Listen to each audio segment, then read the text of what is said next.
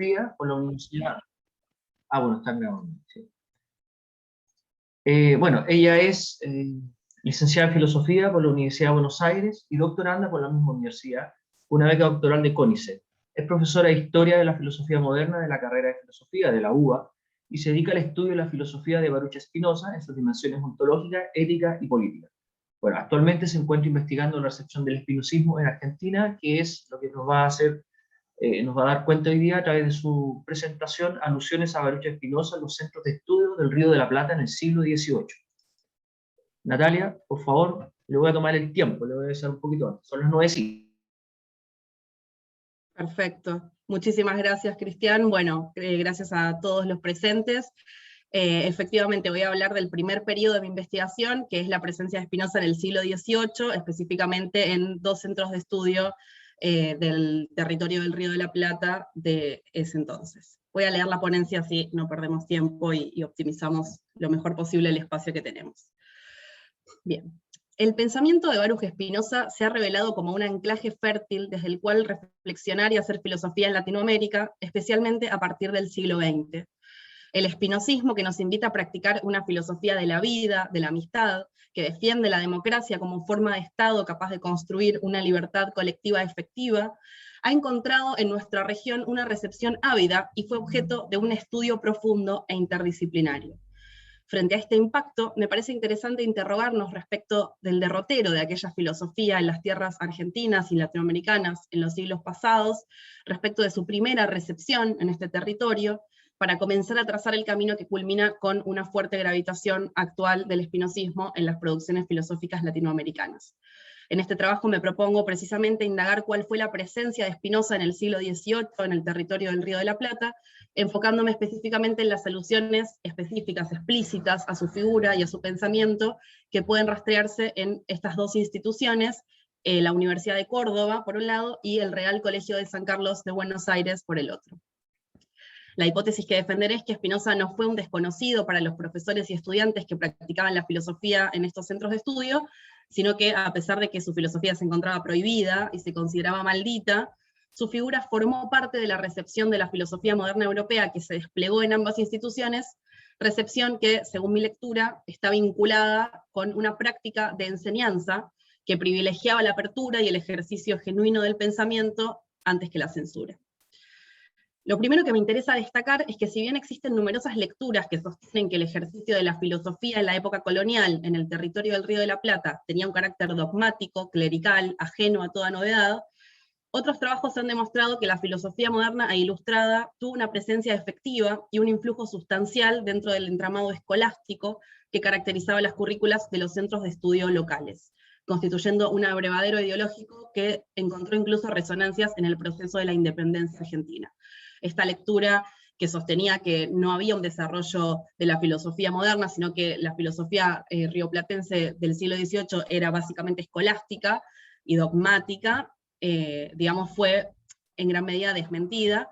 Entonces es posible afirmar con seguridad que en la idea de que en estas tierras solo se reproducían los cánones escolásticos y se ocultaban, digamos, las filosofías nuevas de la época, es errónea.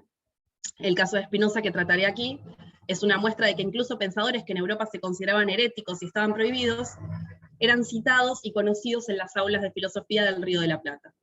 Mi objetivo será abordar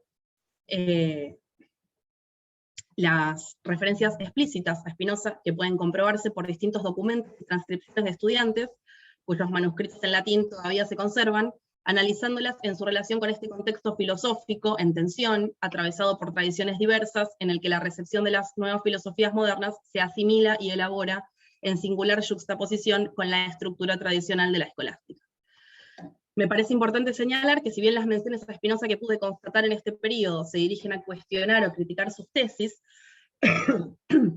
y no ocupan un lugar sustancial en los programas de estudio, su sola aparición resulta valiosa, en tanto muestra que los profesores locales no pretendían ignorar o ocultar aquellos sistemas que se presentaban contrarios a la doctrina escolástica. El hecho de que se convoque a Spinoza a los debates filosóficos que se daban en las aulas, aunque sea para contradecirlo con el objetivo de refutarlo, me resulta importante porque evidencia que la enseñanza de aquellos maestros estaba abierta a incorporar inclusive los nombres sobre los que pesaba una grave censura. Así se compartía con los estudiantes el pensamiento de estas figuras, abriendo el camino para conocerlas, acercándolos a ellas, aún en la diferencia. Entonces, un elemento que me propongo tener presente en todo momento es que la invocación e incorporación de Spinoza en las clases va de la mano con una intención de los profesores de mostrar, de transponer la censura y los límites de los contenidos institucionales, desoyendo las advertencias de los rectores y cancilleres, e incluso las amonestaciones emanadas desde Roma por los generales de las órdenes religiosas, eran las órdenes jesuitas y franciscanas, que eran las que estaban a cargo de la regencia de la universidad, y conservamos registros de varias amonestaciones y que emanadas desde Roma justamente contra la libertad de filosofía que se profesaba en el territorio del Río de la Plata. Es decir, que según mi lectura, la enseñanza de esta época en estas instituciones involucraba un compromiso filosófico intrínseco por parte de los profesores, no se concebía como la repetición de preceptos para su asimilación, sino como un ejercicio de pensamiento, como una instancia de quehacer filosófico, y de hecho una de las pocas instancias de quehacer filosófico que existían en el Río de la Plata en esa época. Y entonces esto me parece importante porque de hecho es a través de estos cartapacios y cuadernos manuscritos, o sea, de los apuntes y las transcripciones de los alumnos, como atraviesan la historia y llegan hasta nuestros días las orientaciones filosóficas de la época. Porque era allí, ¿no?, en el acto de enseñar para estos profesores, en donde se fue al mismo tiempo el acto de hacer filosofía. Y ese también es el legado que se ofrendaba a la posteridad. Por eso creo que el impulso y la apertura propios de la labor docente en esta coyuntura tuvieron que ver en la recepción de nuevas ideas y sistemas. En segundo lugar, creo necesario aclarar que no resulta posible constatar un contacto directo de los profesores de estas instituciones con la obra de Spinoza. Dado que los libros del filósofo holandés no fueron publicados originalmente con su nombre completo, a excepción de sus apuntes de filosofía cartesiana, y teniendo en cuenta que los ejemplares de sus obras eran difíciles de conseguir, el vínculo que puede conjeturarse es en verdad indirecto, mediado por otras fuentes y lecturas. Las alusiones a Spinoza presentes, por ejemplo, en la obra del padre Benito Feijó, que fue una figura central de la Ilustración católica española, que fue una referencia ineludible para los académicos de las universidades americanas del siglo XVIII, puede haber tenido un especial impacto en estos profesores, y también las menciones a la filosofía spinoziana que se encuentran en revistas como las Memorias de Trebout, revistas que eran de la orden también jesuita, pueden haber tenido entonces un impacto, pueden haber sido fuentes privilegiadas que generen un punto de contacto entre la filosofía del pensador holandés y los profesores rioplatenses. Bien, paso entonces, debido al acotado tiempo con el que contamos, a presentar y comentar brevemente las referencias explícitas a Spinoza en estos centros de estudio. La primera que encontramos en la Universidad de Córdoba, al final del periodo jesuítico, se encuentra en el curso de metafísica del profesor José Rufo. La universidad tuvo estos dos periodos, primero la regencia de la orden jesuita, y luego con la expulsión de los jesuitas, se pasa la administración de la universidad a manos de la orden franciscana. Este profesor José Rufo, jesuita, fue conocido, y conocido como también un divulgador de nuevos pensamientos de la ciencia moderna, y en este curso de metafísica que dicta en 1766, del cual se conserva un ejemplar manuscrito en latín perteneciente a un alumno, que se llamaba Juan Justo Rodríguez, hay una mención específica explícita a Spinoza, en una sección del curso que se titulaba el ente infinito o Dios, de ente infinito Cibedeo. Entonces, en esta sección se cita la opinión de Spinoza. Lo primero que resulta interesante notar es que la aparición del filósofo holandés no pareciera ser casual o arbitraria, sino que se da en el marco de un debate en el que la posición spinoziana surge como antítesis fundamental a retomar, por tratarse de un tema que es medular en el seno del pensamiento spinoziano mismo. La identificación de la sustancia de Dios con el ser infinito es una de las primeras tesis que se abordan en la ética demostrada según el orden geométrico, y es un momento central para el establecimiento del monismo sustancial sobre el que Spinoza construye su filosofía. En ese sentido, no es azaroso que el profesor Rufo se refiera a él, a Spinoza, en el abordaje de esta cuestión, del ente infinito identificado con Dios, y no pareciera ser entonces una mención simplemente superficial, sino una alusión específica, vinculada estrechamente con el tema que se estaba trabajando en la clase. La invocación, como es esperable, tiene un tenor crítico, en tanto la apuesta monista y panenteísta de Spinoza es totalmente ajena a aquello estipulado por la escolástica en relación con la infinitud divina. Sin embargo, su posición y el hecho de que se lo incluya como interlocutor y que se tenga en cuenta esta posición filosófica, aunque sea como antagonista, habla de una intención de fundamentar por parte del profesor, ¿no?, aquello que se estaba discutiendo, y de no esconder otras perspectivas diferentes relacionadas con los mismos temas. De esta mención no hay ningún autor o autora que comente algo explícito, es decir, no tuve todavía acceso a esta mención explícita, porque tampoco hay traducciones de los manuscritos, y no pude ir a visitar aún el manuscrito original que se encuentra en la Biblioteca de La Plata, en la Universidad de La Plata. En esta misma línea, igual, en esta mención de Spinoza como antagonista, pero al mismo tiempo como interlocutor filosófico válido, podemos leer o abordar la referencia que encontramos durante la regencia franciscana, es decir, posteriormente en la misma Universidad de Córdoba, en el curso de Física General dictado por el profesor Fray Elías del Carmen Pereira, en 1784. En este curso de Física General, Fray Elías se propone estudiar, y lo cito, la ciencia que trata de los fenómenos maravillosos de la naturaleza, cuyas leyes más recónditas y cuyas fuerzas, por doquier en el mundo derramadas, refleja leal como un espejo. Pero para hacerlo, para abordar este estudio de la física, de la ciencia de los fenómenos de la naturaleza, aborda una multiplicidad de problemas filosóficos y metafísicos, desplegando en una sección de este curso de física titulada Lo vacuo y el cuerpo en el espacio, se aborda el problema de si Dios es el caos en su inmensidad, o el mismo espacio formal de los cuerpos, o se halla en espacio fuera del mundo. Ese es como un subtítulo de esta sección. La pregunta de Elías, obviamente en consonancia con la tradición escolástica, es afirmar la trascendencia de Dios, estipulando que éste está efectiva y positivamente en los espacios ultramundanos, negando entonces que pueda contener en sí los cuerpos. Y recorriendo a posibles objeciones, porque estas clases que se daban al dictado respetaban en un sentido la estructura de las disputatio y de las lecciones escolásticas, entonces siempre que se presentaba un problema, luego se presentaban posibles objeciones y eran rebatidas. También otro detalle es que estas lecciones que los alumnos copiaban, ¿no?, directamente al dictado, eran el único material de estudio que tenían. Por lo tanto, son efectivamente reflejos fieles del curso, porque eran la única fuente a la que podían acceder luego para estudiar. Entonces, este profesor Fray Elías, en el curso de física, cita a Spinoza en este apartado, en donde está preguntándose si Dios es el caos en su inmensidad, o el mismo espacio formal de los cuerpos, o se halla en espacios fuera del mundo. Y recorriendo posibles objeciones, entonces, a esta tesis de que Dios está efectivamente fuera del mundo, en los espacios ultramundanos, y no puede contener en sí los cuerpos, afirma sobre Spinoza, dice: si Dios fuese el espacio fundamental, Dios sería la sustancia de Spinoza, pero esto es cosa contraria a la religión. Fin de la cita. Esa es la mención específica de Fray Elías sobre Spinoza. Tal como señalamos entonces respecto de la mención de Rufo, es importante destacar que la referencia específica a Spinoza en la construcción argumentativa, en este caso de Elías, no parece ser accidental ni azarosa. Por el contrario, el filósofo holandés se hace presente como un interlocutor en un debate en el que su filosofía tiene mucho para aportar, que habla de algo respecto de lo cual su filosofía también trabaja, y de hecho es reconocido como un antagonista natural de la posición que sostiene la trascendencia de Dios respecto del mundo. Así la cita de Elías trae a la discusión la consideración espinociana de Dios como causa inmanente, como aquello en lo que todas las cosas son, y también se dirige a la concepción espinociana de Dios como cosa extensa, como sustancia en la cual los cuerpos serían, y de la cual el atributo extensión es uno de sus infinitos atributos. Esto demuestra entonces conocimiento respecto de algunas tesis fundamentales del sistema de Spinoza, y si bien se trata de una referencia breve, como todas las que tenemos para trabajar aquí, pero a partir de las cuales tenemos un poco que construir y desandar esta lectura epocal, evidencia una intención esta mención de nombrarlo, de convocarlo al debate, aunque sea como potencial objetor. Entonces su aparición no es accidental y no podría ser fácilmente intercambiada por la de otra figura.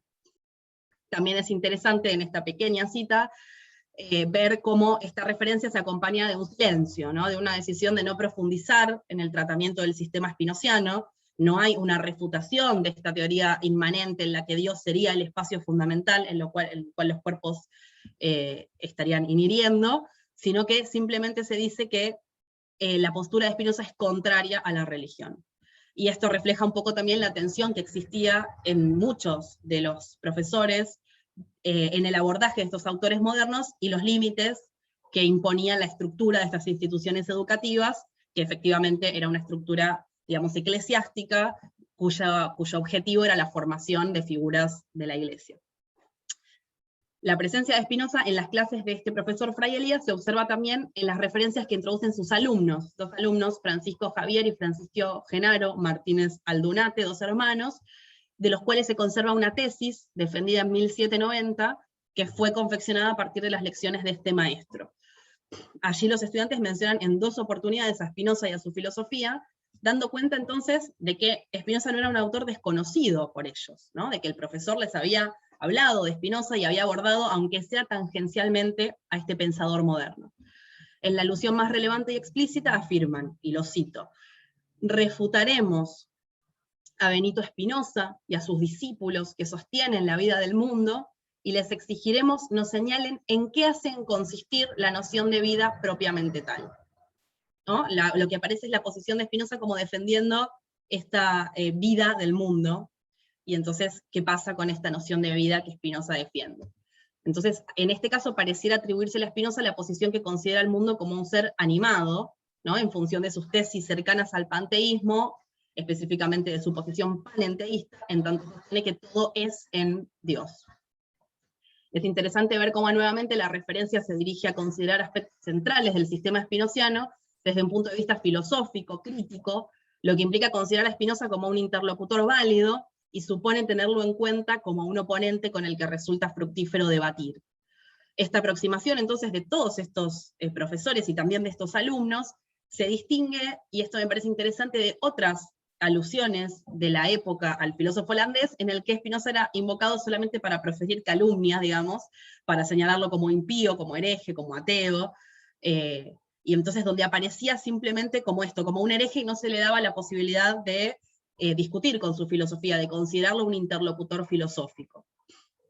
En este caso, entonces, la misma aparición en estas lecciones muestra que se pretendía un abordaje por lo menos filosófico de su pensamiento, o se lo consideraba como un oponente o un interlocutor filosófico, y por lo tanto esto refleja un clima de cierta tolerancia y apertura, por lo menos en las clases, una vocación de análisis especulativo que intentaba, en cuanto era posible, evadir los prejuicios y la mera censura. Estas son las referencias más importantes a Spinoza que ocurren en la Universidad de Córdoba. Sin embargo, en el Real Colegio de San Carlos de Buenos Aires hay una referencia también explícita que pude constatar.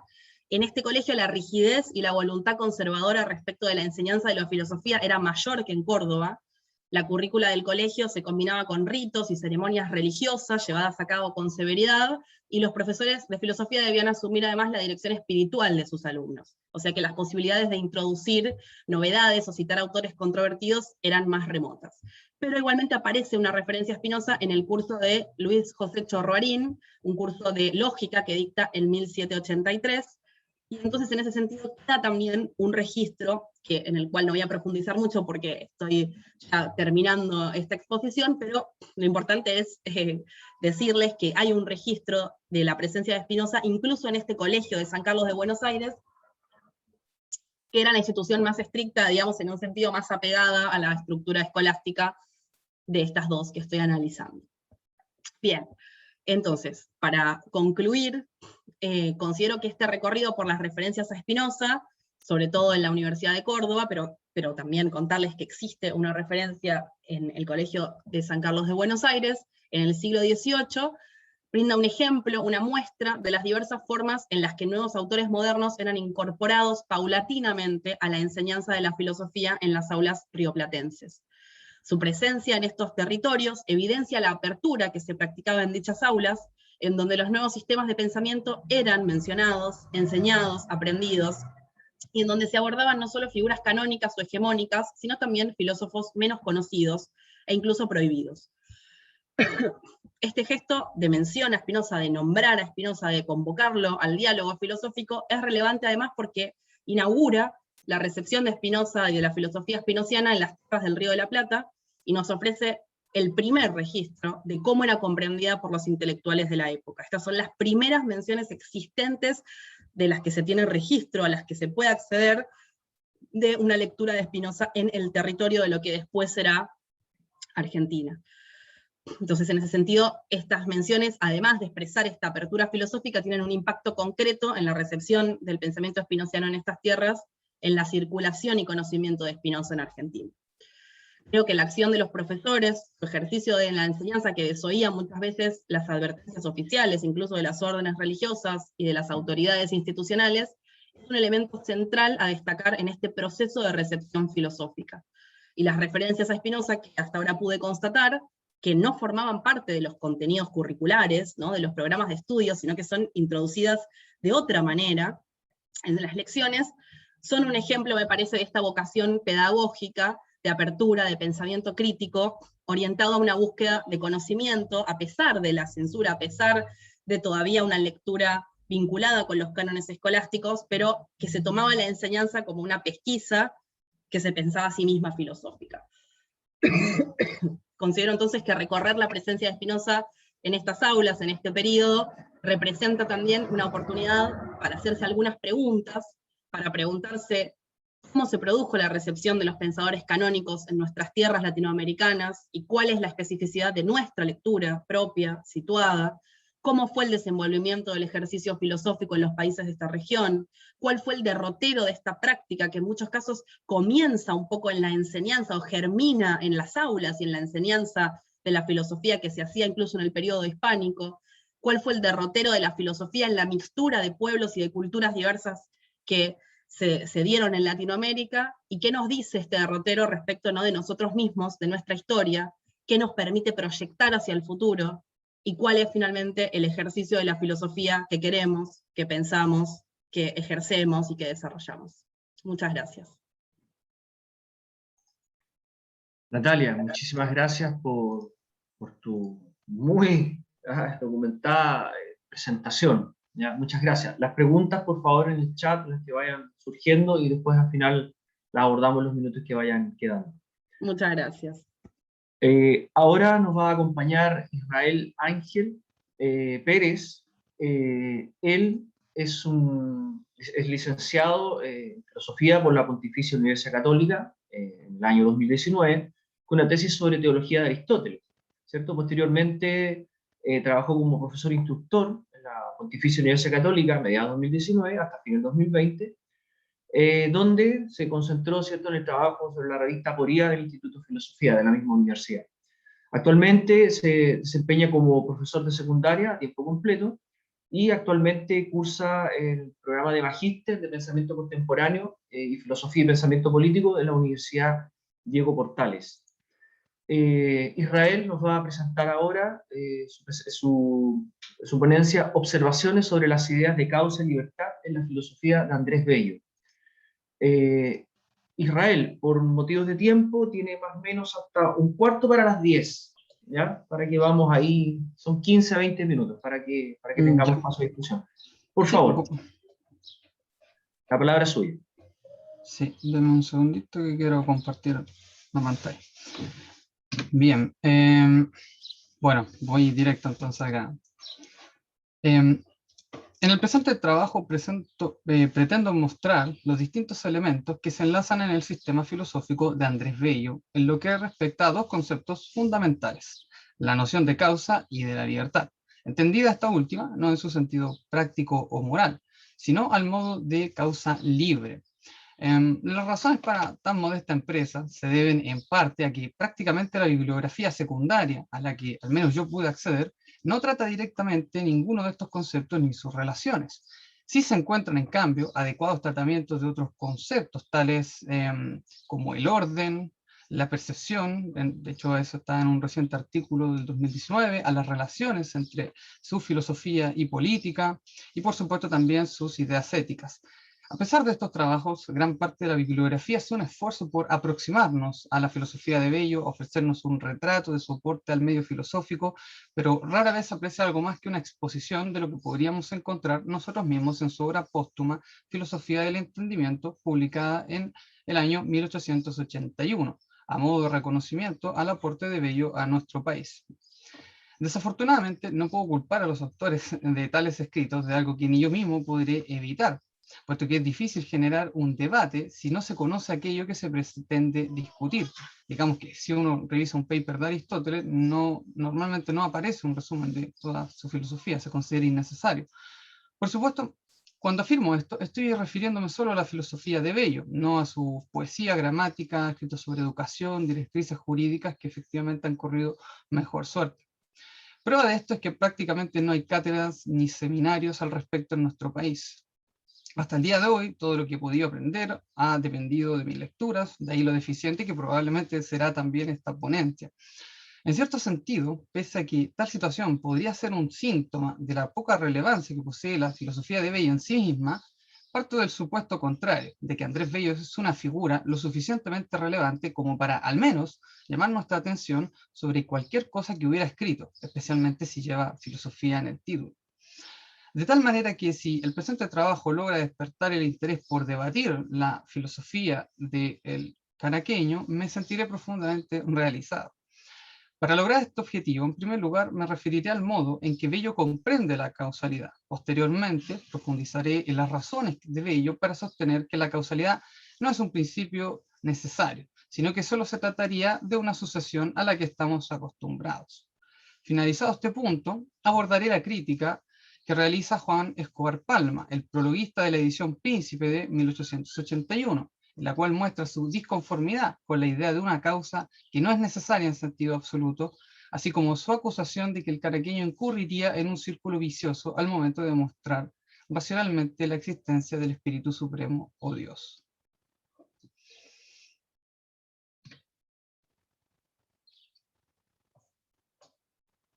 Como se dijo al principio, para Bello, la causalidad es entendida en términos de sucesión, y esto es desarrollado en el capítulo 9 de su Filosofía del Entendimiento, la que está a su vez dividida en dos partes, la psicología mental y la lógica.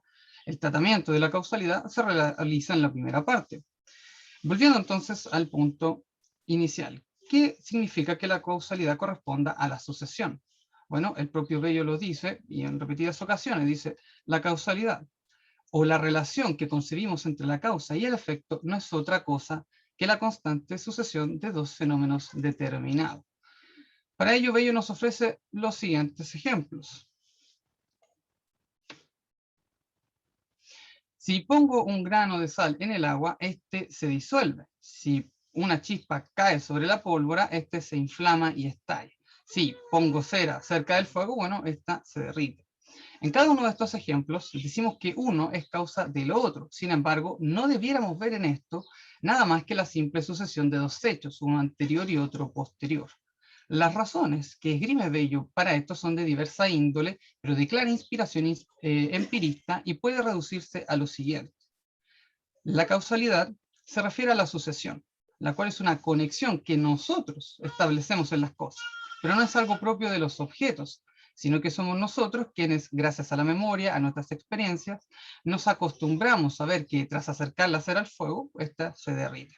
Estamos tentados, a inferir de esto algo más que una relación de sucesión, algo así como una potencia o poder en el fuego, pero que a juicio de Bello, cuando decimos que el fuego tiene la potencia o virtud de derretir la cera, no queremos decir otra cosa, sino que colocada la cera de nuevo junto al fuego, ésta se va a derretir, que así ha sido siempre y no va a cambiar, digamos, o pensaríamos eso.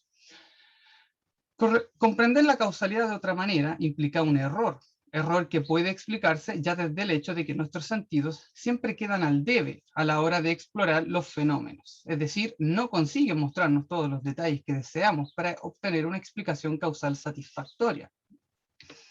Con esto en mente, Bello insiste sobre lo mismo. Lo único que hacemos es agregar más datos, que en el fondo son sucesos en la cadena causal que en algún momento fueron misteriosos hasta que finalmente fueron identificados.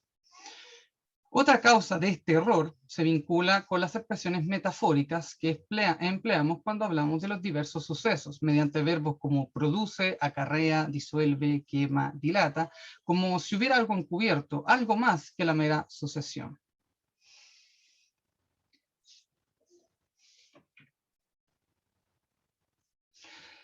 En el fondo, esto significa dos cosas de las que Bello es plenamente consciente. Primero, que la conexión entre las causas y efectos no son necesarias, de necesidad absoluta. Y segundo, que la causalidad es algo que nosotros ponemos en las cosas, que no sería algo intrínseco a ellas.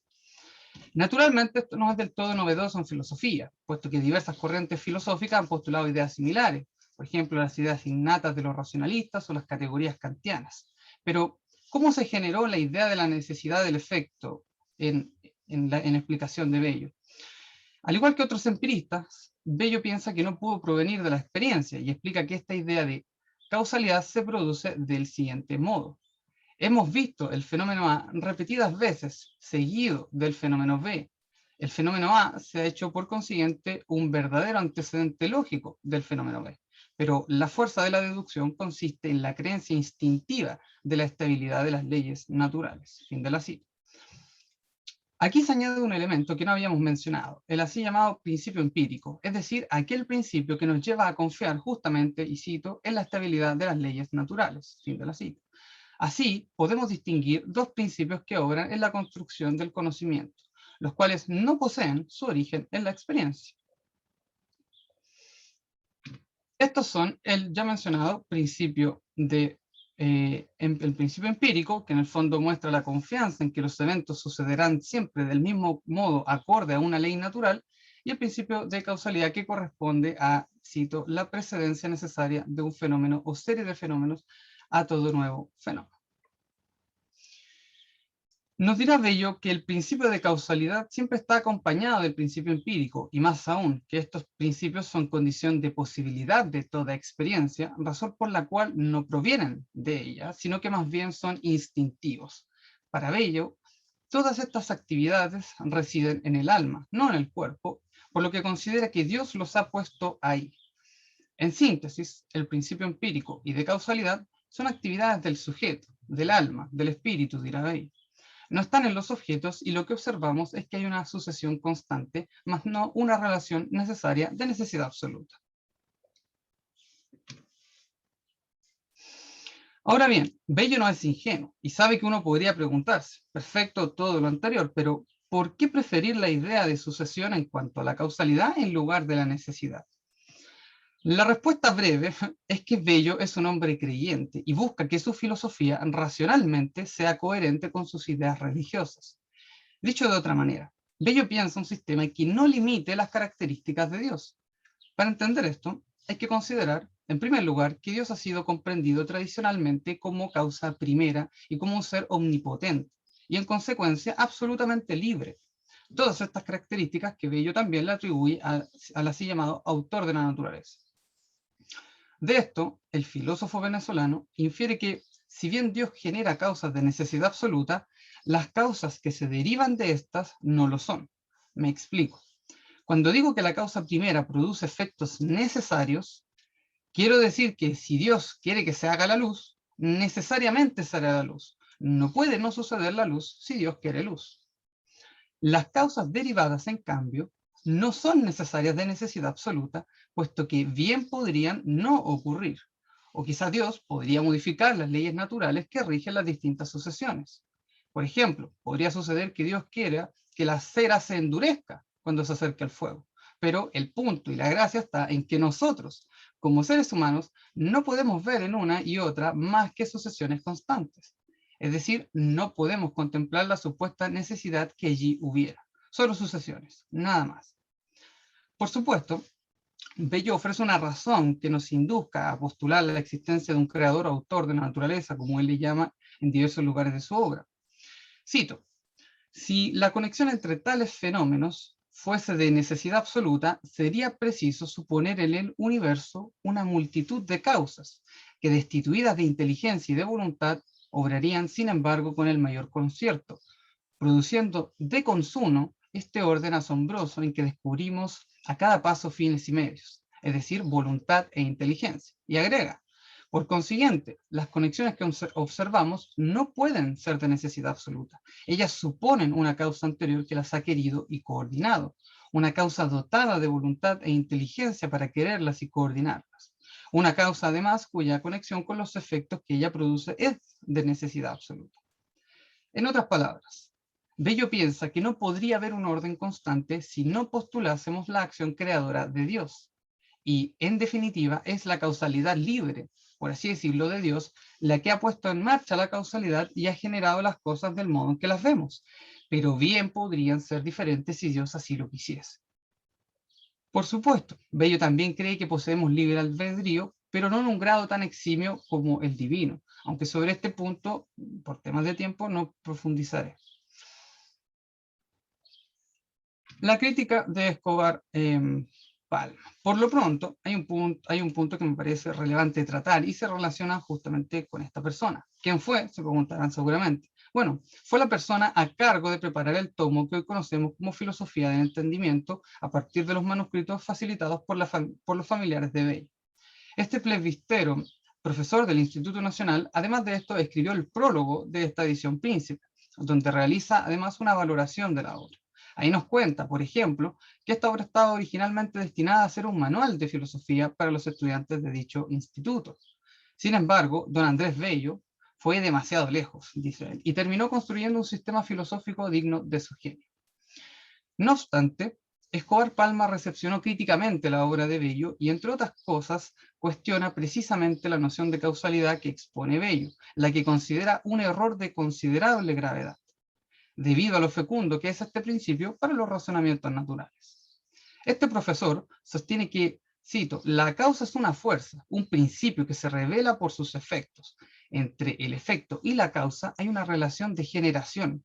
Un fenómeno que empieza nos revela un principio generador o productor. Fin de la cita. Concepción a la que, como ya vimos, Bello se opone firmemente. Una vez dicho esto, sumado a un par de ejemplos que refuerzan su postura, lanza su crítica y dice: si el principio de causalidad no es otro que el de sucesión constante, fundada en la conexión necesaria de todo fenómeno nuevo con uno anterior, se presenta una grave dificultad. ¿Cómo conciliarlo con las causas libres, principalmente con aquella primera abolición que en la producción del universo ha sido soberanamente espontánea y libre?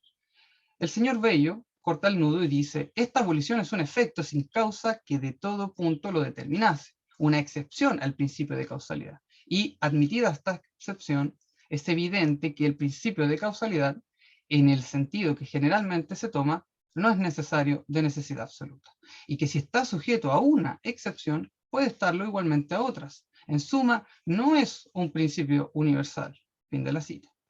Hasta aquí podríamos decir, bueno, esto no es tan problemático para Bello si consideramos lo que dijimos arriba. Para Bello no representa un problema admitir que el principio de causalidad es un principio que no posee necesidad absoluta. Solo es necesario que a un fenómeno le suceda a otro y ya. Y que tales conexiones las establecemos además nosotros, pues nuestras almas poseen dicha capacidad. Sin embargo, añade Escobar Palma, Bello, como desvanecido por la presencia de la cima, recurre a la primera causa para salvar el principio de causalidad. El problema, nos dice, es que si la razón exige una primera causa del ser, un ordenador sumamente inteligente, principio del orden y un autor de la vida y de la felicidad, es solo en virtud del valor metafísico de la absoluta necesidad del principio por el cual percibe claramente que no puede haber efecto sin causa. Negada la universalidad absoluta de él, admitida una sola excepción, ya no se puede ascender hasta la primera causa. Y aquí lanza la verdadera bomba. Más aún, negada la absoluta necesidad, no existe el principio, porque para demostrar su verdad es necesario, como lo ha hecho el señor Bello, incurrir en un círculo vicioso, probando la verdad del principio por la voluntad de Dios y la existencia de Dios por la verdad del principio. Fin de la cita. Como pueden ver, o eso espero, la crítica es seria. Y por lo mismo no me sorprende que no haya recibido mucha atención. De hecho, si les soy sincero, yo tampoco creo saber cómo resolver especialmente esta dificultad. En parte por falta de conocimiento de la obra filosófica completa de Bello, puesto que escribió otros textos más breves que tal vez podrían contribuir a esto. Pero naturalmente, ya entrado en el tema, no me queda más que ofrecer alguna respuesta. Y creo que puede abordarse desde dos aristas. La primera es que la causa primera sí es de necesidad absoluta, eso sí lo reconoce Bello, pero el punto es que nosotros no podemos conocer cuáles fenómenos operan bajo esa clase de causalidad.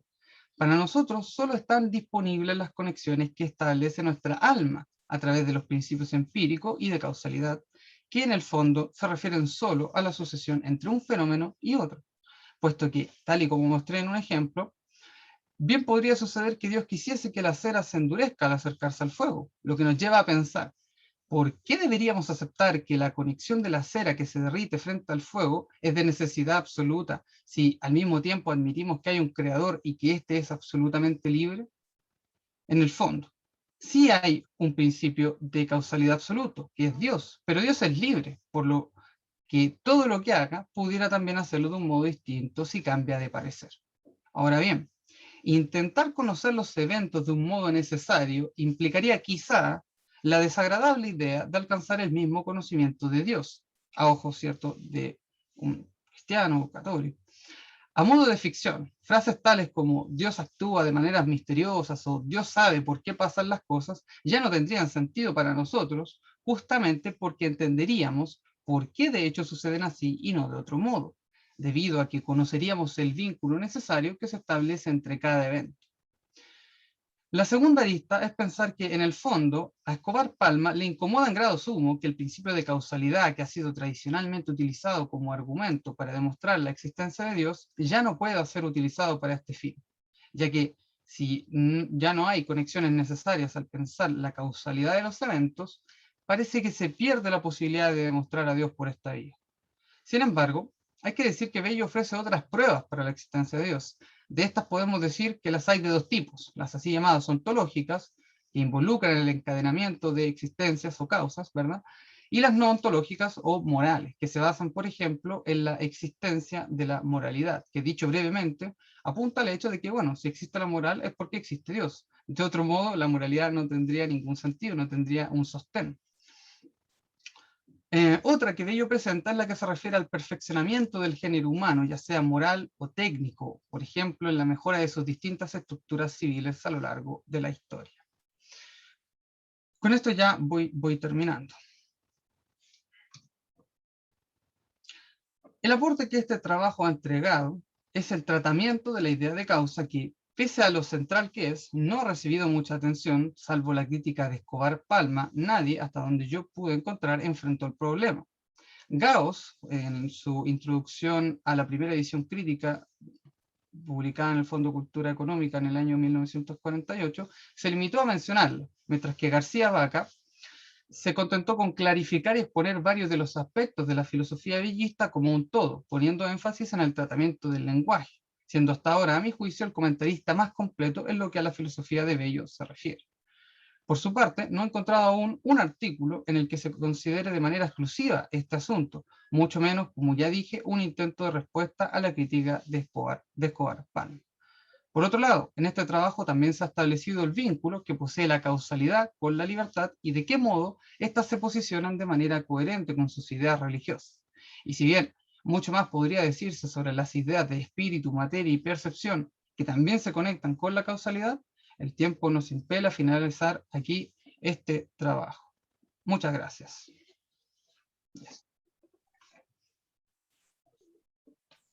Alcancé bien el tiempo, ¿verdad? Sí, perfecto, Israel. Muchísimas gracias por tu presentación y visualizar también estos autores que son tan importantes para la tradición de América Latina, ¿no? De pensamiento latinoamericano. Les recuerdo las preguntas, pueden plantearlas por el chat directamente. Yo creo que nos vamos a pasar un poquito, lo cual no hay ningún problema. Me preocupa que no se corte la plataforma, así que bueno. Ahora vamos a escuchar la presentación de Gonzalo Jara, ¿cierto? Él es profesor de filosofía y magíster en filosofía por la Universidad de Valparaíso, estudiante de doctorado en filosofía, convención en filosofía por la Universidad de Chile, es un becario ANID y miembro del Centro de Estudio del Pensamiento Iberoamericano de la Universidad de Valparaíso. Gonzalo nos va a hacer una presentación sobre una recepción de Nietzsche en Indoamérica, el caso de Fausto Reinaga. Por temas de tiempo, Gonzalo, hasta las 10:05 pasadito, ¿ya? Un poquito antes de las 10:10, para que estemos bien con los plazos. ¿Ya? Por Gracias, favor, la palabra es suya. Bueno, buenos días a todos. Bueno, esto es un trabajo que yo vengo haciendo con varios autores que analizar la introducción del antirracionalismo en Latinoamérica. Comienza con Mariatti, lo hice con Antenor Reo, y también lo hago con Reignaga, de cómo esta recepción del antirracionalismo desde Europa llega a Latinoamérica. Con Reignaga yo ya he trabajado 3 cosas. He escrito sobre las 3 etapas de Reignaga, como también la lectura que tiene Reignaga de Mariátegui, y ahora estoy trabajando esto, que es la recepción de Nietzsche en Reignaga. Así que voy a dar comienzo a esta investigación, a la lectura de esta investigación. Esta investigación tiene como punto de partida el texto de Gustavo R. Cruz, titulado Los senderos de Fausto Reignaga, filosofía de un pensamiento indio. Mediante un comentario al pie de página, se afirma que la relación entre el intelectual boliviano y Nietzsche no ha sido trabajada de manera cabal. Se destaca que la recepción del pensamiento del filósofo alemán puede ser dada a través de los textos de Henri Lefebvre, Frank Tamayo y Carlos Medincelli. A lo largo del texto, el investigador brinda algunas pistas para poder seguir esta relación entre el filósofo indianista y el teórico del pesimismo dionisiaco, las cuales son complementadas en este trabajo. En primer lugar, se ahondará en la influencia que tuvo Friedrich Nietzsche en Fausto Reignaga, especialmente en ver si es posible reconocer la relación entre las ideas del teórico del indianismo con el pesimismo dionisiaco. Por otro lado, se debe aclarar que existe un intento de superación del filósofo boliviano a las ideas de Nietzsche. Es más, hay una tentativa de esconder sus influencias más que de negarlas. La finalidad del filósofo Reignaga era lograr crear una filosofía lo más propia posible, y al mismo tiempo construir una nueva fuerza política que movilice a la región a su emancipación. Todo el conocimiento aceptado por la academia no le permitía llevar a cabo sus ideas, ya que estaba inundado de una visión positivista y europizante, dejando de lado al sujeto indoamericano y a su cultura, debido a que su representación estaba en contra de lo que se consideraba como progreso. Por el contrario, autores como Nietzsche, que se posicionaron opuestos a toda la época decimonónica, concretaban un discurso liberador para muchos autores que buscaban salir de las barreras impuestas por el positivismo europeo y a la vez de las trabas de la escolástica. El pesimismo, el vitalismo, el pragmatismo, el perspectivismo y el evolucionismo no mecánico permitió a pensadores como Reignaga poder reformular el mundo, tras valorar los valores de Occidente, retomar y reconstruir los propios. Reignaga nombra por primera vez a Nietzsche en su texto titulado Nacionalismo boliviano, teoría y programa. Escribe lo siguiente, cito a Reignaga: nada es eterno, todo se transforma, la realidad suprema del mundo es el movimiento perenne, todo está en movimiento, todo es movimiento, en consecuencia todo es relativo, nada es absoluto. La incontenible revolución nacional que se halla en marcha es la síntesis, la que puede descomponerse para dar paso a superiores formas y valores de convivencia social. A la fórmula de Nietzsche, el hombre debe ser superado, respondemos, el hombre es lo que supera. Fin de la cita. En este fragmento se resalta la siguiente frase de Nietzsche del libro Así hablaba Zaratustra. Cito a Nietzsche: hubo un tiempo en que el espíritu fue Dios, luego se hizo hombre, y por último plebe. El hombre es algo que debe ser superado. El hombre es un puente, y no una meta. Fin de la cita. El espíritu, entidad abstracta para Nietzsche, ha tenido distintas mutaciones: Dios, hombre y plebe. La superación del hombre es vencer a la abstracción de hombre. Por eso solo puede ser un puente y no un fin.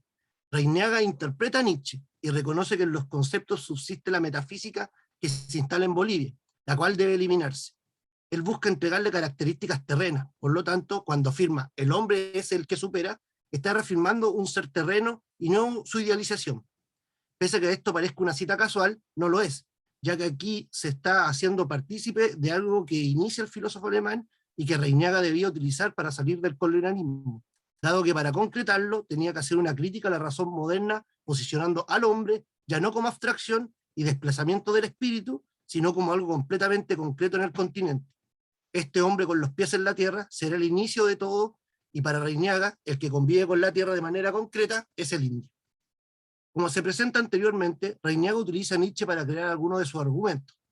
Podemos ver que el autor, en su texto Frank Tamayo y la Revolución Boliviana, escribe una introducción donde su libro se refiere a las penurias de su gestación y a la vida de su autor. Cito a Reignaga: yo soy un libro, cosa viviente, como toda cosa que vive, el resultado de un proceso. Fausto Reignaga, mi autor, es la causa de mi vida. Es un hombre malo, porque imponer la vida es una maldad sin entrañas. Parece que a Reignaga le han hecho daño tanto su inteligencia como su cultura. Su cerebro es un órgano endemoniado. Todo lo busca. Ante nada ni nadie se para. Se halla poseído de la insanía nietzscheana. Para oponer y dominar sobre el dolor, leía la poesía de Franz Tamayo. Fin de la cita. En este juego literario, Reiniaga se muestra como una persona ignominiosa, por el hecho de haber dado la vida a su texto y haber impuesto la existencia. Esta perversidad del autor tendría como causa el sentimiento de dolor que le fue causado por una vida en pos de la inteligencia, de una cultura ingrata que humillaba y despreciaba al ser indio. Ellos dos sufren la existencia. Para el filósofo, su vida en el dolor mismo. Por eso hacía sufrir a su creación, ya que ella se representaba el sufrimiento de vivir en una cultura que no le pertenece, que le fue arrebatada y negada. Sin embargo, ¿qué es esa insanidad nietzscheana? Reiniaga la comprende como avanzar por medio del dolor y el soportar la tragedia de la vida en todas sus formas, el no renunciar pese a los avatares de esta. Es aquí el pesimismo dionisiaco que se presentaba en los textos de Nietzsche. El dolor crea y construye formas nuevas de existencia. La insanía en Nietzsche es su pesimismo, que acepta la vida y la borrasca que ella implica.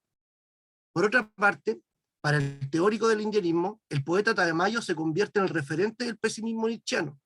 Su poesía, es decir, su arte, nos ayudaba a soportar el dolor de la vida sin dejar de vivirla. Era la imagen del arte poético que mostraba Nietzsche en sus textos. Para Reiniaga, el poeta boliviano se convierte en un referente de esta visión de mundo. Al respecto escribe, cito a Reiniaga: correrán mares de sangre, y cuanto más tiempo y más sangre, Tamayo será más grande. Fin de la cita. Para el autor, el dolor y el sufrimiento de la nación es la vida y el crecimiento de la misma. En esta primera instancia, para Reiniaga, el poeta Tamayo es la imagen del espíritu emancipador de Bolivia, ya que vive en el dolor y este es el inicio de la emancipación. Posterior a esta afirmación sobre el poeta, define el concepto de cultura desde una óptica nietzscheana, con el fin de poder afirmar al sujeto indígena. Cito a Reiniaga: estamos hablando de la cultura, y si esta es, como lo proclama Nietzsche, a la vez una manera de vivir, de pensar y de obrar, es un sentimiento de la vida incorporada a una comunidad humana. Fin de la cita. Para Reiniaga, el sentimiento de la vida, de la cultura, de la cual habla Nietzsche, se representa en la comunidad india, la cual es preamericana, es una vida anterior a la conquista, por lo tanto, es la que debe ser reivindicada como una verdadera cultura, deseable, propia y autóctona. Fran Tamayo, pese a ser el poeta de la tragedia boliviana y de cantarle a su dolor, ya no es el poeta de la nueva generación que reivindica esta antigua forma de sociedad que se presenta como una nueva cultura y que nacerá también del sufrimiento. Para afirmar esto, Reiniaga nuevamente utiliza a Nietzsche. Cito a Reiniaga: por todo lo que he dicho, la juventud de Bolivia, igual que aquel nigromante de Friedrich Nietzsche, está en su derecho a decirle a Fran Tamayo del presente y del porvenir. Yo busco a alguien que sea sincero, recto, sencillo, ajeno al fingimiento, un hombre de toda probidad, un vaso de sabiduría, un santo de conocimiento, un gran hombre. ¿Acaso no lo sabes, Zaratustra? Busco a Zaratustra. Y tú, don Franz, no eres Zaratustra. Fin de la cita. Esta imagen es sumamente interesante. Este fragmento corresponde al Zaratustra de Nietzsche, en su capítulo titulado El Mago, el cual consiste en el lamento de este último por medio de un poema en donde manifiesta su dolor. Zaratustra no cree esta lamentación y lo golpea, acusándolo de adulador. Pese a ello, honra en él su conocimiento de que no es grande y que tampoco es un ser excepcional, preguntándole luego qué es lo que busca, y le responde que a él. Posteriormente, Zaratustra le comenta la forma y cómo debe seguirlo. Para el filósofo boliviano, el mago sufriente en la juventud de Bolivia. Pero, ¿quién es Zaratustra? Se debe afirmar que lo que Reiniaga quiere mostrar es que Tamayo ya no es el guía de su generación, que su forma de ver al indio caducó, no fue lo suficientemente humilde ni sabio, y que solo estaba inflado al hacer afirmaciones como que el pensamiento es inmortal, ya que para Reiniaga este es un grave error, dado que inmortaliza con esto la última afirmación, el pensamiento colonial. Si el pensamiento no muere, la sociedad gobernada por ese pensamiento tampoco muere. Desde este momento, para el autor, es la hora de buscar el verdadero Zaratustra, la representación del guía de la generación para Bolivia, el representante de ese espíritu dionisiaco que apunta a la nueva vida y a un pesimismo que construya y que no mantenga. Para concretar una nueva manera de ver el mundo y la vida, Reiniaga debe criticar lo que la sociedad colonial respeta. El teórico del indianismo, antes de encontrar al profeta del nuevo pesimismo, su Zaratustra boliviano, no deja de lado la concepción crítica de la racionalidad moderna. Para ello se vuelve a versar en el filósofo alemán. El autor llega a afirmar en su libro Tierra y Libertad lo siguiente, cito a Reiniaga: quien no comienza por llamar al indio indio, lleva gérmenes de traición a la sustancia y a la forma de nuestra nacionalidad. Si se quiere nacionalismo, la razón, dice Nietzsche, se halla en la realidad y no en la razón metafísica. Fin de la cita. La razón moderna es una creadora de grandes estancamientos metafísicos, desde Sócrates hasta Descartes y su cogito ergo sum. También se les une a esto último Hegel en su visión de lo absoluto. Una abstracción es una confusión de causa y efecto, dice Nietzsche. Es decir, no se dan concretamente en la práctica de la realidad. En otras palabras, niegan la vida y sus múltiples formas. Reiniaga comprende esto y comienza a negar la razón metafísica y el idealismo. Reiniaga cree que el mundo debe devenir indio y que para esto habría que oponerse a la estabilidad y olvidar una única interpretación de mundo. Es por este motivo que debe destruir los fundamentos de la sociedad que colonizó al indio, para hacer renacer su pensamiento y de esta manera presentar este nuevo devenir. Utilizará nuevamente máximas nietzscheanas que apuntan al perspectivismo, ya que la única manera de salir de este pensamiento colonial es que Reiniaga acepte que el mundo sea interpretado de modos diversos, que éste no tenga sentido único, sino que varios. Así, la vida misma se extiende a una mayor pluralidad de estas, ya que no es una abstracción de la que debería ser el mundo, sino que varias vidas concretas. La vida nuevamente es su pluralidad que se antepone ante lo absoluto. Reiniaga, en su texto titulado Sócrates y yo, manifiesta esta crítica al fundamento de Occidente. La diátriba al filósofo ateniense es de manera muy similar al modo que la hace Nietzsche. El filósofo del indianismo escribe, cito a Reiniaga: lo absoluto es Sócrates, de 500 años antes de Cristo a nuestros días. El hombre del planeta Tierra es pensamiento, acto y hábito socrático. Fin de la cita. Es decir, vive entre el sentir y el razonar, como cosas distintas. Para Reiniaga, esto es imposible. Los seres humanos no conviven, sino que como una totalidad y no de una forma dividida. Para el teórico de la filosofía máutica, el género humano vive unido al pensamiento y a la acción. Reiniaga critica la idea de un noumen o un absoluto, ya que estas son repeticiones de la imagen de un dios socrático, que es concebido en la razón, y ellas persisten en la división de dos mundos, uno sensible y otro inteligible. Para Reiniaga, el maestro de Platón construye el mundo de la abstracción divina y lo muestra en este ejercicio. Cito a Reiniaga: Sócrates construye al hombre de la razón con la razón y para la razón. La razón es Dios, con el poder de Dios. Sócrates construye al hombre. ¿Para quién? Para Dios. Fin de la cita. Reiniaga comprende que la razón toma las mismas características que Dios, es abstracta y universal, se separa del mundo material y no reflexiona sobre la vida terrena. Es por este motivo que el pensamiento de Sócrates se convierte en sinónimo de la muerte, del alejamiento de lo vivo. Es la búsqueda de algo que se encuentra más allá de este mundo. Reiniaga describe al ser humano como algo faciente. Está refiriéndose a lo que produce el cambio material, recordando que, para el autor, el hombre es una totalidad, ya que en su famosa frase, el hombre es tierra que piensa, lo iguala al cosmos. Este último tiene conciencia sobre todo natural, y nada que le compete es abstracción absoluta. De esta forma se contrapone la vida, al cosmos con la muerte y el racionalismo metafísico. He aquí el pesimismo dionisíaco nietzscheano, que se puede evidenciar como crítico de esta existencia, alejada de la vida y su práctica concreta. Para el filósofo alemán, Platón y Sócrates crearon el dogma de las ideas racionales, y respecto a esto se puede citar a Nietzsche. Cito a Nietzsche: si se está en la necesidad de hacer la razón un tirano, como lo hizo Sócrates, existe por supuesto otra cosa que le eche de tirano. Fin de la cita. Reiniaga observa en esos tiranos que querían imponer la razón a Indoamérica, el imperialismo, los partidos de derecha e izquierda, el colonialismo que trataba de imponer una visión única y universal sobre la cultura. Nietzsche concibe también al superhombre y lo relaciona directamente con la vida terrena. No es un ser más allá de la vida, como pretendía la reflexión de la metafísica racionalista. Esta unión entre tierra y hombre en Nietzsche alejaría a los seres humanos de conceptos como espíritu y alma, que trataban de imponerse desde hace siglos en la cultura occidental. De esta manera, el filósofo alemán hace sentir el llamado a ser una persona más grande, crecer frente a estos conceptos propios de la metafísica. llevándolo a que estas supuestas grandezas que eran ajenas al sujeto fueran eliminadas. Escribe Nietzsche: el superhombre es el sentido de la tierra. Que vuestra voluntad diga, sea el superhombre el sentido de la tierra. Fin de la cita. Reiniaga visita este pasaje y desarrolla una lectura del superhombre. Como es sabido, Reiniaga viaja por 3 etapas en su vida teórica, y en ella utiliza esta imagen nietzscheana. En la primera, el superhombre es relacionado con el proletariado y el indio de la sierra. En la segunda, este es potencial, ya que apuntaría a su manifestación luego de la recuperación del Tiwantisuyo. En la tercera, es el hombre de la comunidad amáutica mundial.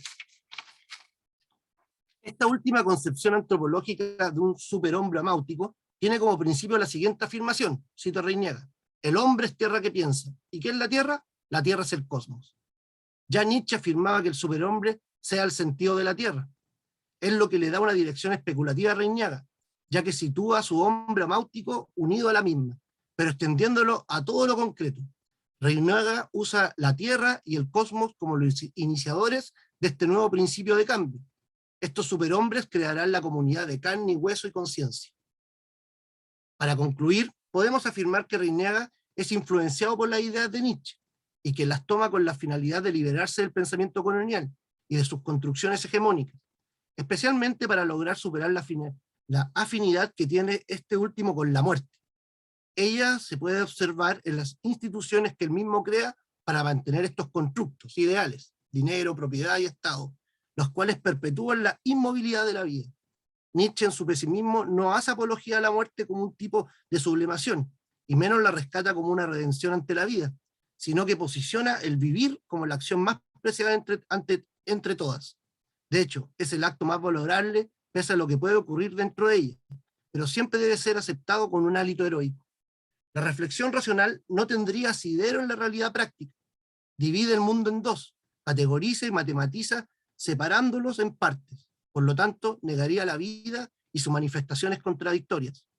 Si el filósofo alemán parte de su crítica al mundo occidental con Sócrates, y para argumentar su pesimismo rescata la cultura griega y al filósofo Dionisio, Reiniaga hace lo mismo, critica a la sociedad de Occidente partiendo de su causa, que es comprendida en el pensamiento socrático, el cual había extendido su reflexión hasta el siglo XX, llegando hasta las ideas de Marx.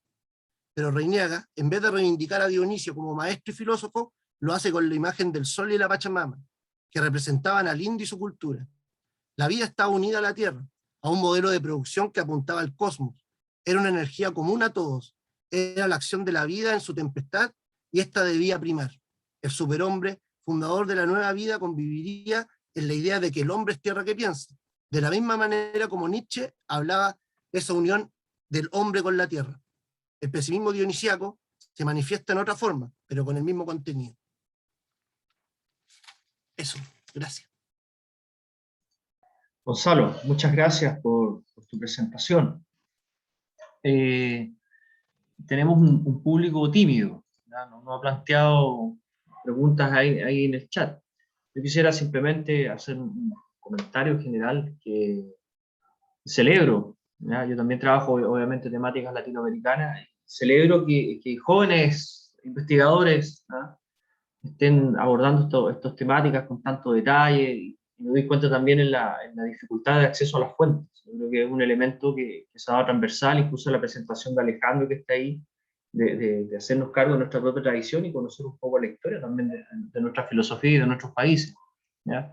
Hay que recorrer incluso como Natalia, ¿cierto?, a las clases, hay que estar haciendo un trabajo literalmente arqueológico que es lamentable en el sentido que en otros contextos, por ejemplo el contexto europeo, leen toda su propia tradición y está todo sistematizado, es mucho más fácil.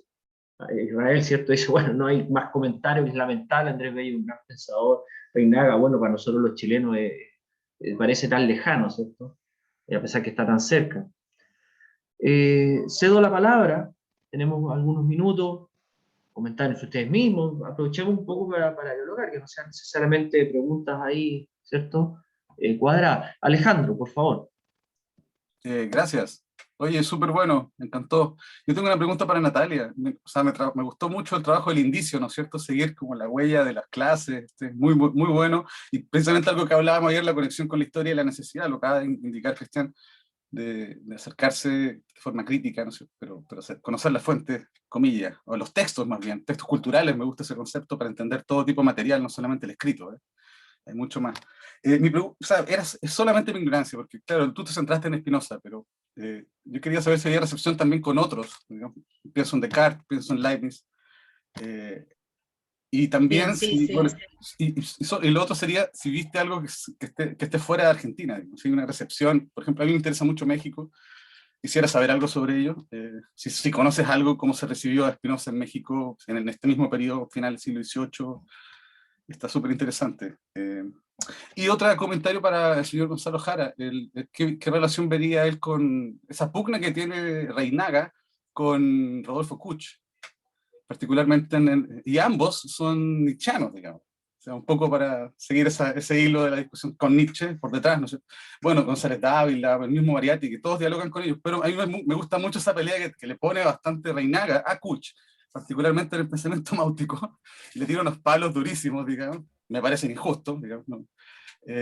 A otro pensador que también retoma mucho de Nietzsche, digamos, particularmente ese sentido de la vida, ¿no es cierto? Esa refundación con la tierra, esa relación con la idea de geocultura, ¿no es cierto?, estaría muy de la mano. Eso, y gracias. Bueno, Alejandro, muchas gracias por la pregunta, gracias a todos, la verdad fue muy interesante, yo también después tengo unas preguntas que quizás si no vuelco por el chat. Bueno, en principio, sí, hay una recepción de la filosofía moderna que es fuerte, o sea, Spinoza es una figura más bien marginal, y la mayoría de los comentarios aparecen así, como referencias más bien incidentales, que dan cuenta de una lectura de su filosofía, o de un conocimiento de ciertas tesis centrales, pero que, si bien es el pensador que yo estudio, es marginal, y hay que ir a rastrearlo eso de manera intensa en los textos, pero la recepción de Descartes en el Río de la Plata y en estas dos instituciones es súper fuerte.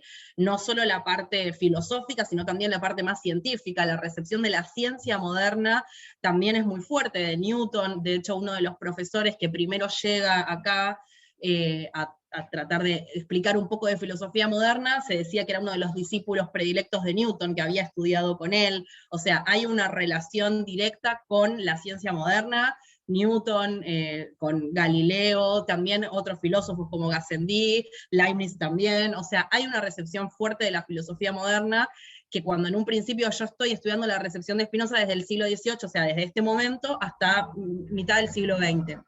En Argentina. Y para mí este periodo era como, bueno, esa piedra en el zapato que me iba a tener que rápidamente sacar, porque bueno, estos escolásticos y estos jesuitas y franciscanos en estas escuelas, estos manuscritos en latín, y sin embargo me encontré con eso, con unas lecturas muy prejuiciosas por parte incluso de Alejandro Korn, o sea, de autores argentinos que hablan de este periodo, o sea, que hablan del siglo XVIII colonial y lo hablan diciendo esto, como bueno, era la penumbra, era la escolástica, era la oscuridad, y sin embargo no. O sea, el trasfondo es que acá había una recepción súper original y súper fuerte, y se hablaba de autores como Spinoza, de los cuales no se hablaba ni siquiera en Europa. En España, para nada. La recepción española, de hecho, en la primera mitad del siglo XVIII es casi nula de Spinoza. El único que habla, por lo menos de los que yo tengo referencia, es Benito Feijó, así que en ese sentido me pareció muy interesante eso, y no, la verdad que no conozco mucho de Spinoza en México, por ahora estoy muy enfocada en Spinoza en Argentina, y no tuve oportunidad, pero es intención de mi trabajo después abrir esta pregunta a Latinoamérica.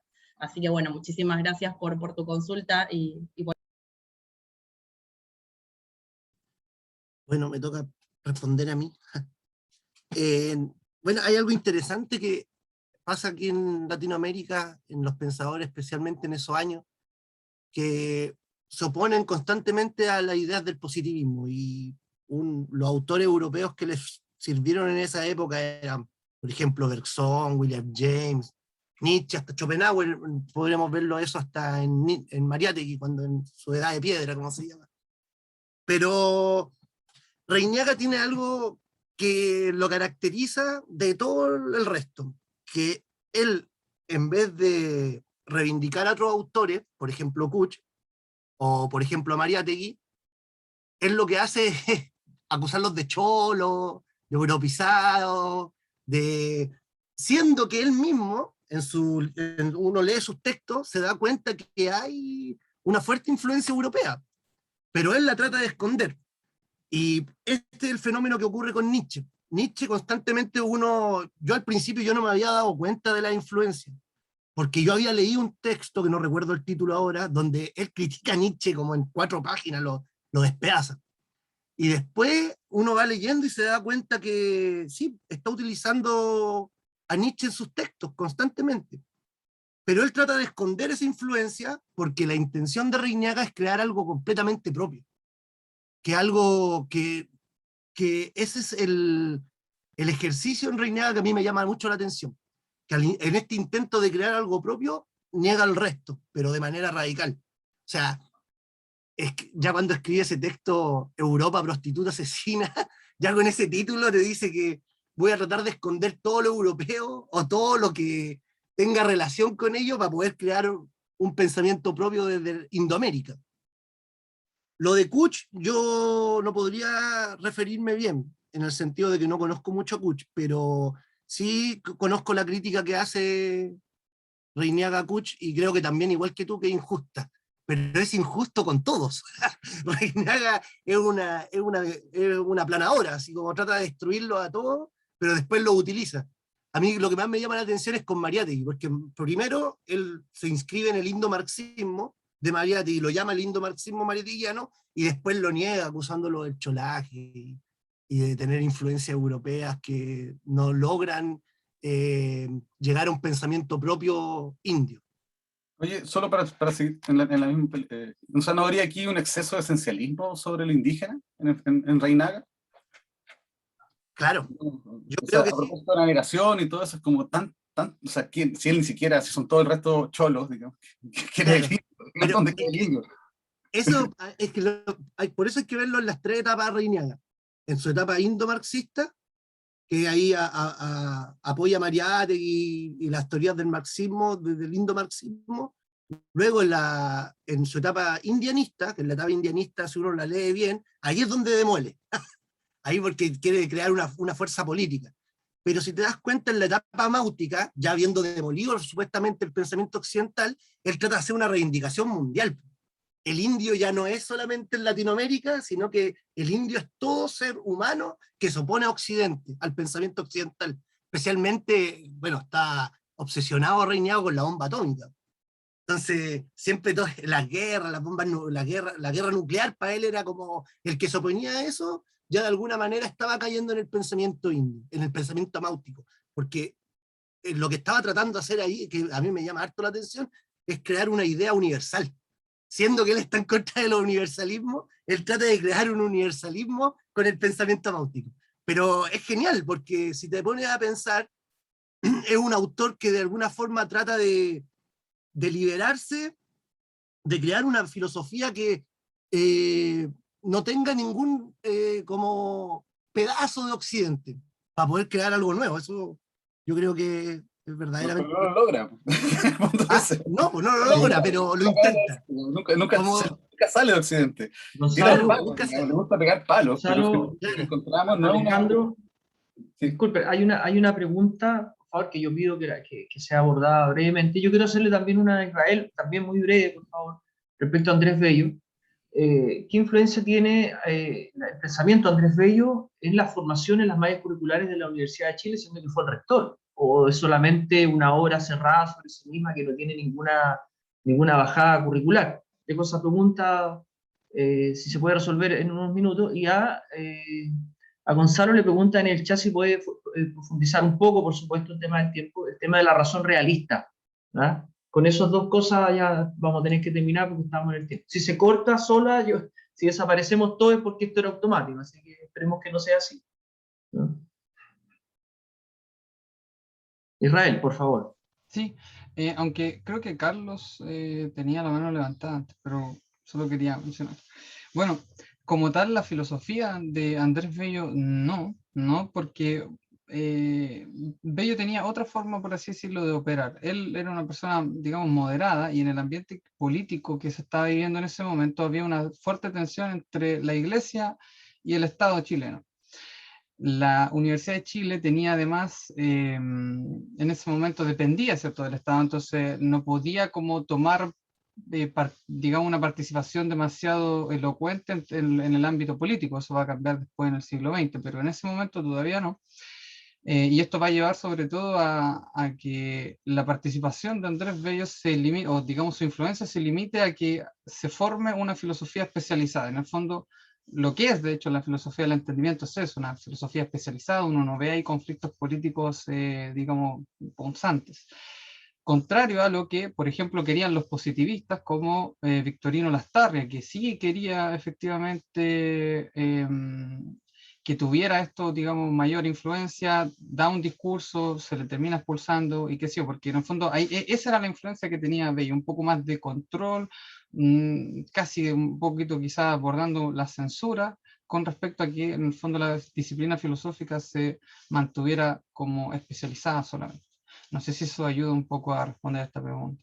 Pero bueno, como esta además obra es póstuma, la toma después, digamos, casi 20 años después de su muerte, no la alcanza ni siquiera él a ordenar como tal, aunque ya había publicado algunos de estos artículos en el 40. Tenía algunas influencias, pero como digo, yo diría que no eran demasiado,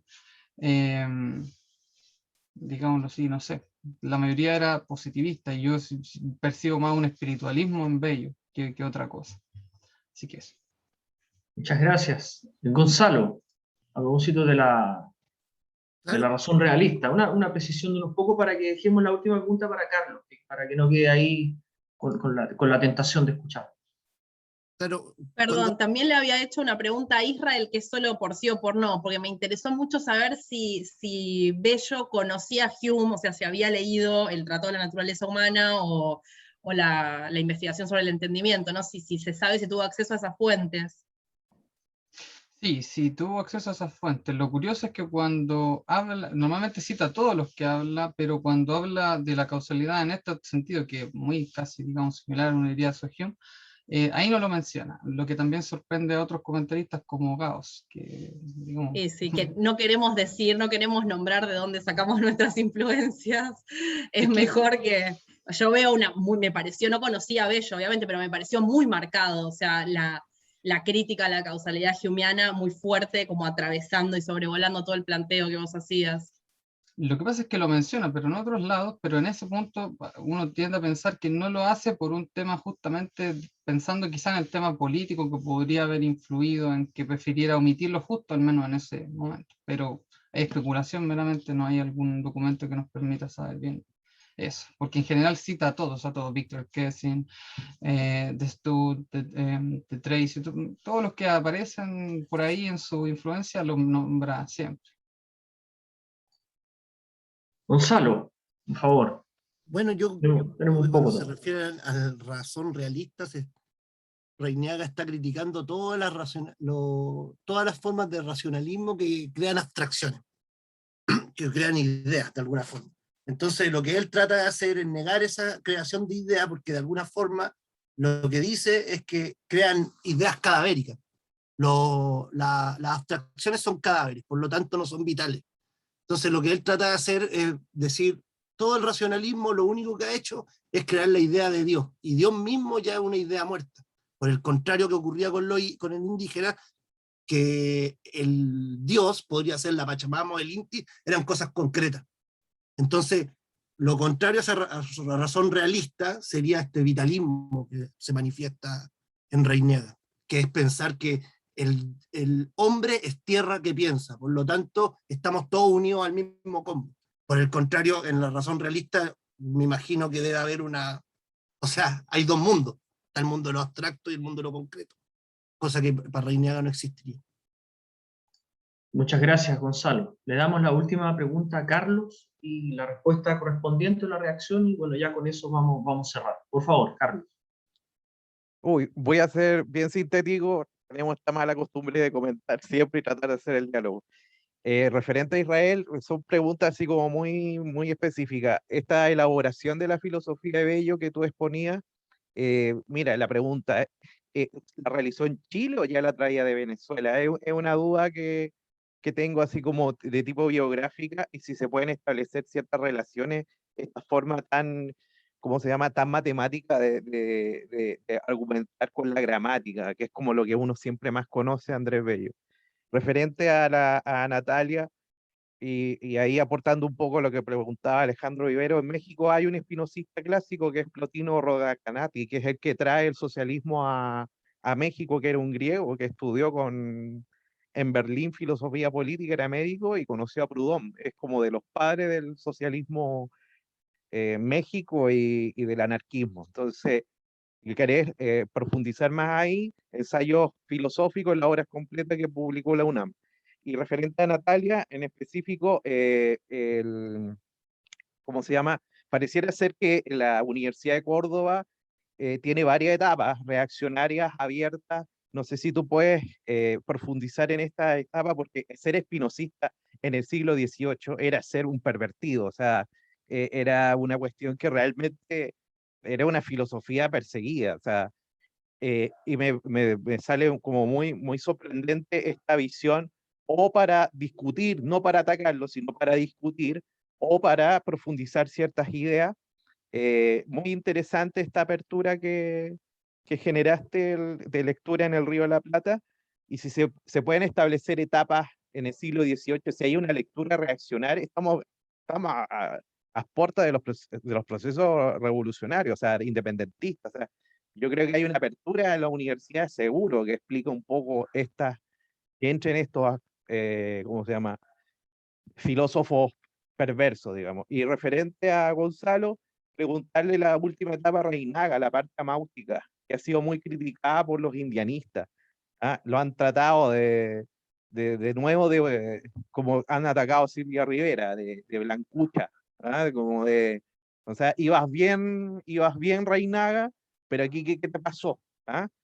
Y la relación con el avialialismo, que es muy criticado, que es una forma de esencialismo en el fondo, de vuelta. Bueno, eso, no quiero tomarme más lo que alcancen a profundizar. Muchas gracias y felicitaciones a todos los ponentes.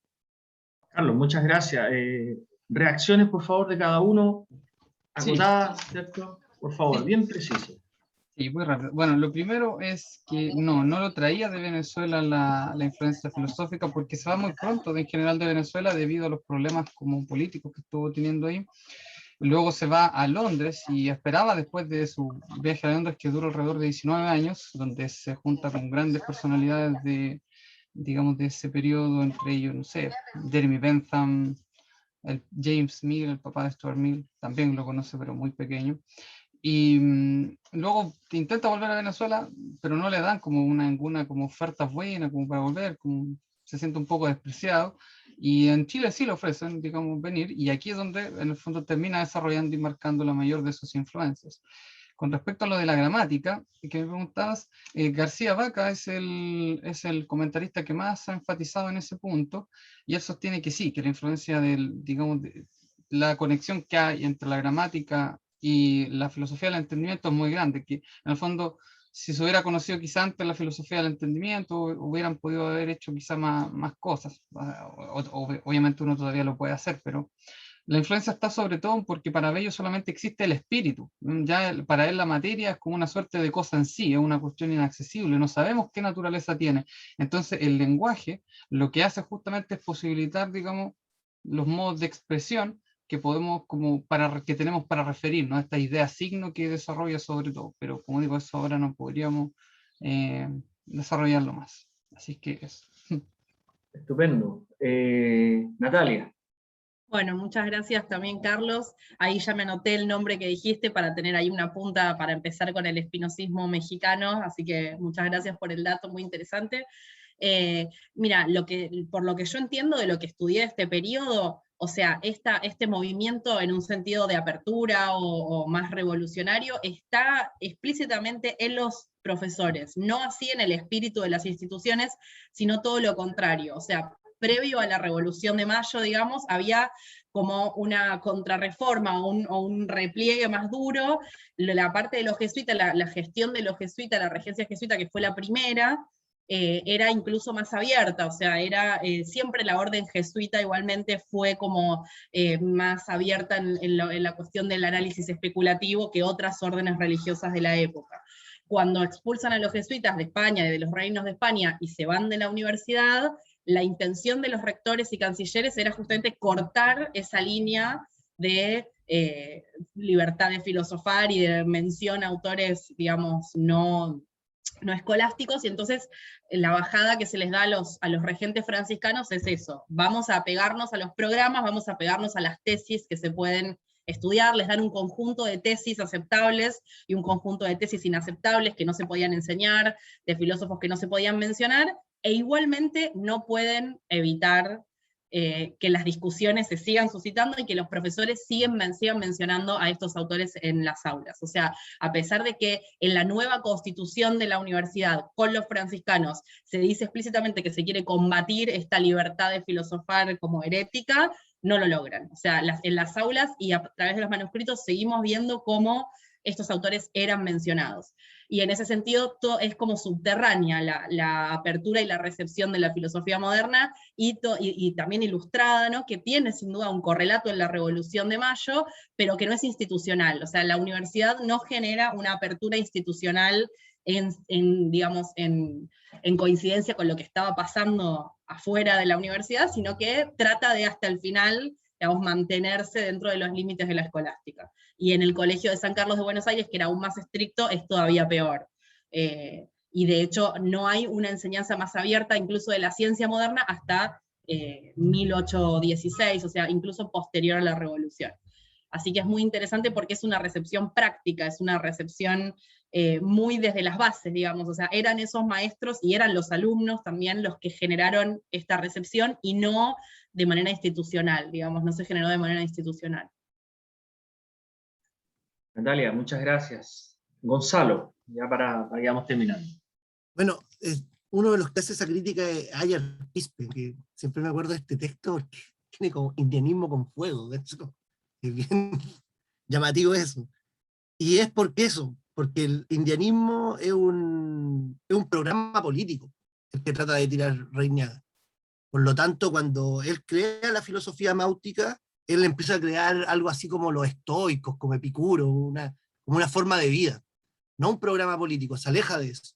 Y ya deja la lucha racial, porque en un principio él estaba hablando de las razas, del indio contra el cholaje. Por el contrario, en la filosofía máutica, él pierde esa construcción, él pierde esa creencia de decir, no, aquí están los cholos, aquí están los indios. No, el indio es como todo el oprimido a nivel mundial, o sea, hay indios en todos lados. Eso es lo que quiere decir, porque al principio en el indianismo era la toma del poder, era la vuelta del Tiwantisuyо. Eso es lo que estaba planteando Reignaga, era que volviera el Tiwantisuyо. Por el contrario, en el pensamiento máutico ya no. El pensamiento es la comunidad máutica mundial. Eso es lo más criticado desde ese punto de vista. Y claro, creo que la parte más esencialista podría ser el indianismo. De alguna forma yo creo que en la filosofía máutica ya es mucho más abierto desde ese punto de vista. Ya no es el indio de Bolivia solamente, sino que se crea el indio en todas las partes del globo. Bueno, eso. Bien, bueno, ¿qué más decir? Pues siempre estas cosas falta tiempo, ¿ah? Y qué mejor, creo que hasta el momento hemos tenido 2 sesiones y han sido las 2 de primerísimo nivel y súper provechosas, y ahí nos damos cuenta que estamos realmente al debe en hacernos cargo de nuestra propia tradición. Yo creo que eso podríamos tenerlo como bastante claro. Les doy las gracias, los felicito por supuesto por las presentaciones, gracias por la presencia de todos los auditores ahí, silenciosos, ¿cierto?, pero que nos acompañan con atención, y los dejo invitados para mañana a las 3 de la tarde. Tenemos una presentación de Carolina Bruna sobre el contrapunto del Estado desde Bolívar Echeverría, y después nuestro invitado Carlos Olmo, ¿cierto?, un enfoque desde la historia de las ideas para el estudio sobre el anarquismo en América Latina y su aporte a la filosofía latinoamericana. Así que tenemos una buena mesa para terminar esta jornada de filosofía latinoamericana. Cristian, por favor, Eduardo, dime. Disculpa, yo sé que Sí. estás terminando todo, pero yo simplemente quiero agradecer este momento que se produce porque yo egresé el 2005 de la Universidad de la Católica acá del Maule, y sabes que me sorprende en lo vacío de la formación de la filosofía latinoamericana Yo me encuentro, anoté todo lo que comentaron los autores, porque encuentro que hemos perdido bastante tiempo en reconocer que en Latinoamérica hay una filosofía muy valiosa, independiente de que hay mucho de Occidente, o sea, mucho que viene del otro lado, digamos. Y yo recuerdo perfectamente que el único trabajo de filosofía latinoamericana que hice tenía que ver con qué tenemos en Chile de filosofía propia y pura. Y finalmente era muy difícil llegar a ese acuerdo, y lo único que teníamos las tradiciones de nuestros pueblos ancestrales que de alguna forma hacían su propia filosofía. Incluso ellos influidos, digamos, de alguna manera, influyen. Pero ¿sabes qué? Agradezco profundamente porque siento que, no sé ahora la formación cómo estará, yo sigo haciendo filosofía para niños incluso hoy día, no sé cómo estarán las bases y la formación de la filosofía en las universidades, pero ahí tengo, y me da incluso un poco de pena tener este vacío tan grande de nuestra filosofía latinoamericana. Te digo, sinceramente, hay autores que mencionaron que no los conocía. Y si bien es cierto, hay mucho por leer y mucha literatura, me da muchas ganas también de seguir leyendo. O sea, hoy día con esto, porque pasa mucho que en ocasiones uno se cansa un poco de leer tanta filosofía, me pasó a mí un par de años, pero igual uno vuelve a la fuente, vuelve a su inicio y sigue dándole, digamos. Pero agradezco profundamente el espacio y las reflexiones que se hacen, porque finalmente todo está ligado de alguna u otra manera, digamos. Simplemente eso, gracias, Cristian. Sí, gracias, Eduardo, por el comentario. Bueno, te aviso también que hay una mesa sobre filosofía chilena, así que ahí también puedes, ¿cierto?, dar Sí. cuenta de que hay conexiones totalmente en torno a estas cuestiones. Ya pues, muy agradecido, y nos vemos mañana a las 3 de la tarde ya y podemos también hacer un cierre, buscar algún tipo de síntesis, así que para que quede algo, ¿ya? Muchísimas gracias, que tengan buen día. ¿Ya? Chao a Cuídense mucho. todos, cuídense mucho. Chau a todos, un Gracias a gusto, todos. gracias. Hasta luego.